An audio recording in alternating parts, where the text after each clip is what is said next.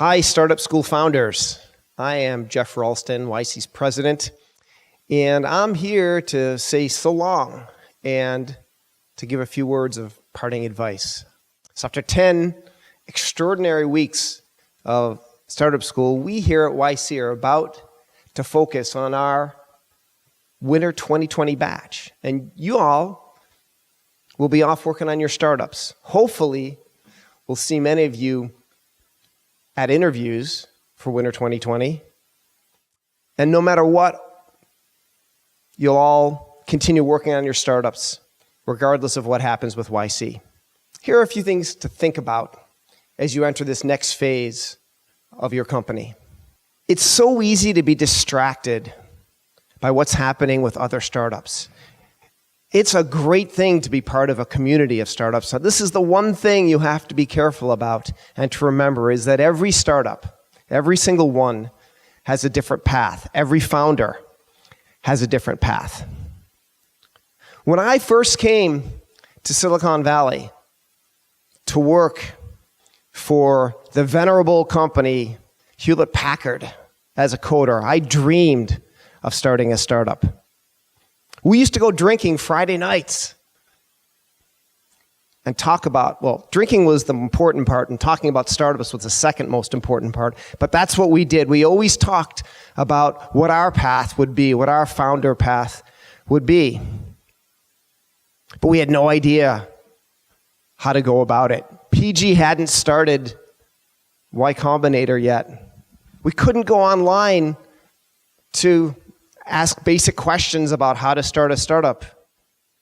Actually, there wasn't even an online back then. Venture capitalists were these mysterious suits who only would talk to MBAs. We didn't know where to go. It actually took me 12 years to find my path, to start my startup. And that was my path, and it worked out. But everything's different now. Thanks largely to Paul. There's so much help. I hope that YC Startup School has been transformational for you guys, for your companies, and for your future. I hope you've learned enough, focused enough, launched enough to make a difference. To make a difference that will put your startup on a path to success. That path will be different for everyone. When I finally gave up my job, gave up working for the man, and began to search for my future startup, I came to build web-based email. Later, that was purchased by Yahoo, and that's where I met PG and his co-founder Trevor at their company, ViaWeb. Before starting YC, Paul spent tons of time doing other things. He wrote, he painted, before he found his next path. Trevor moved out to California, funded his own hardware startup to build robots. Whatever your path, find it, make it yours. And you do this by focusing on the important things. Focus on what matters. Focus on what you've learned at Startup School. Stay connected with the community. Use the updates. Use the forum. Talk to people. Most importantly, as you've heard again and again, make something that people want. And as you do that, as you make something people want, measure it. Keep track of your progress. Make sure you know where your value is added. Hire incredible people. Surround yourself with the best of the best, and that will give you the best chance to build an epic company. And don't give up. Focus on making a company that is healthy and happy and moving forward, always. We say this all the time at Y Combinator. Startups are hard. The books written about startups talk about how hard they are, where there's no easy decisions.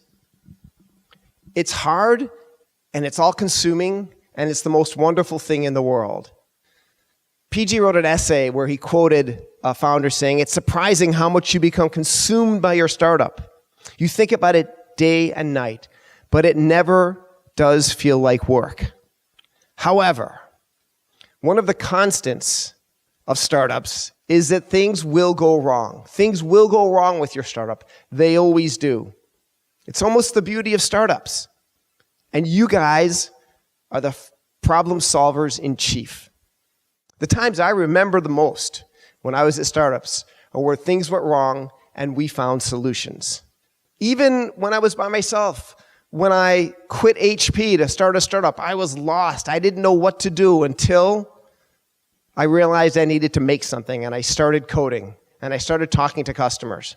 In that startup that Yahoo bought, 411, some of the problems we ran into were earth-shattering, and it looked like it was the end of the company. Some we just thought were like that. We thought if our site ever went down, that would be the end of the company. We had to be the most reliable service on the internet.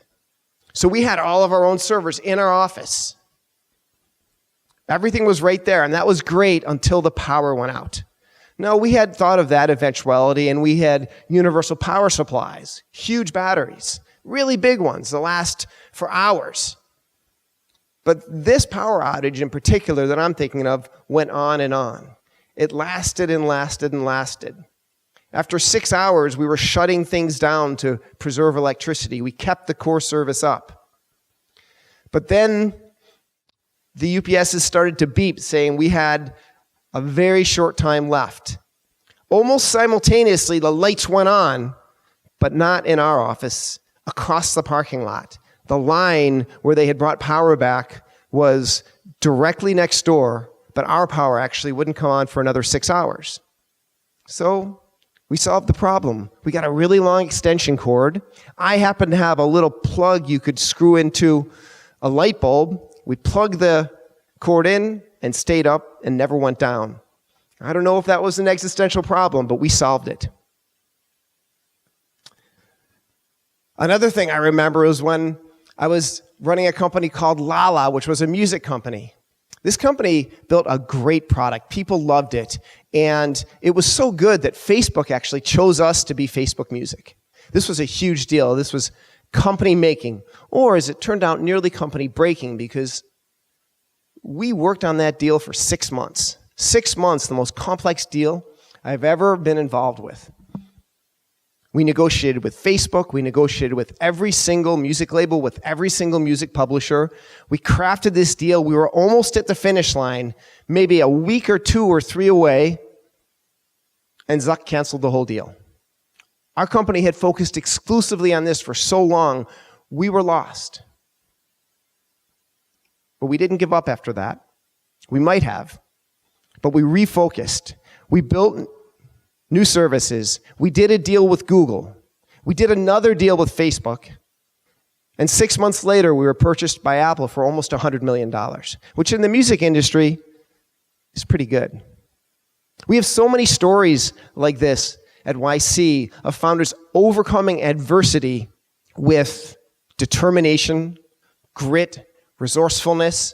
The canonical story at YC is, of course, the Airbnb founders who actually made cereal and sold it to survive. They have other stories where there was a disaster in one of their rentals, and how they responded to that turned the company actually from a real negative into a positive. There's so many of these stories that I can think of. There's a company that was a high flyer, was doing incredible, was selling so much of their goods, mostly from China, that they were one of our most popular, one of our most valuable companies. And then, all of a sudden, China shut the door, closed off the trade, killed their business, and the founder had to personally lay off hundreds of people. He sat in on every single layoff. He went through trauma that is hard to describe. But he survived and came through the other side, and that company is once again thriving. There's another company I like to think about, this great founder team. We really like both the founder. He had a close friend as a team member, but right before they started YC, something went wrong. Something went wrong between them. The co-founder quit, an old friend, and actually sued the company. We had to push back and say, look, you're not ready for YC now. He had to deal with a really traumatic situation with a lawsuit from a friend, didn't have a lot of cash, had to pay out to make it go away. But surprisingly, really, showing the kind of grit that really makes for great founders, he came back. He did a subsequent batch. And that company now has millions of dollars in the bank, millions of dollars in revenue, and is doing fantastic. These are the stories that you'll remember. These are the tests that test whether you have the ability to create an epic company in the future. So what do you do when you're in this situation? Well, my simple answer is always default to action. Write code, talk to users. That's what we did at Lala. We went back at our core product and made it better. You see this all the time. Things go disastrously wrong at a startup, and the founders get sad. And sadness leads to inaction. It leads to apathy. It leads to depression. Don't do that. Don't get sad. Go. Do. Write code. Talk to users. Make your product better. Always make forward progress. Sam Altman, the president before me, always used to say, be ambitious. This is the time to think big. When things are at the worst, make progress, take chances. If you can, stay default alive, because that way you can survive through everything. Keep profitability within reach whenever possible, and keep going. All of these are a simple way of saying, to whatever extent you can, keep control of your own destiny. Lastly, I want to encourage you to think about the kind of company you're building and why you're building it. Aspire to create an epic organization that will outlast you. Interpret this quote from PG, don't just be evil, be good, broadly. Benevolence will pay you back. This is not neutral. This isn't just idealism. This will actually make your company better, more likely to succeed, more powerful. PG wrote an essay about this, and you should read it, where he talks about the help you get when you're benevolent, how you improve companies' morale, how you actually can create a power equation that makes your company more successful. And being good, as I said, you should think about broadly. Be good and kind to yourself. Eat well, exercise. Stay in control of yourself and your sanity, because, rolling back to what I said earlier, startups are hard, really hard. Be good to your co-founders. One of the main reasons that companies fail is because co-founder relationships break down and founding teams break up. We funded a company in the summer of 2015 called Inner Space, which has a lot of material on how to communicate well with your co-founders so this doesn't happen. But likewise, be good to your employees. Be good to the people you work with. Choose a culture and values that are positive. Make your company a happy, exciting place to work. You can always feel that vibe if you go into a successful company. Go into a company with 100 people where they are moving and they are going forward and they are creating something special, and you can feel it. And of course, be good to your customers. They pay the bills. They're the reason you do what you do. Being customer-centric is always a recipe for success. Be good to your investors. They took a chance on you. And that will pay back in the future, because you never know when you're going to raise money again. And lastly, this matters so much to us at Y Combinator. That's why we're here.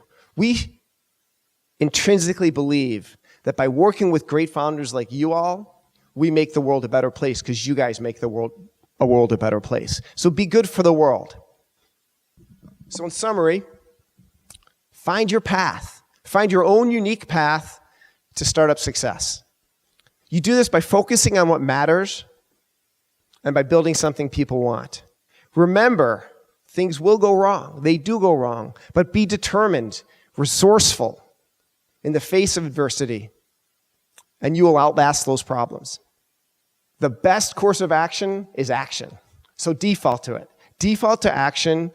Inaction in a startup is the death of the startup. Don't be sad. Be determined. And lastly, be good. Be kind.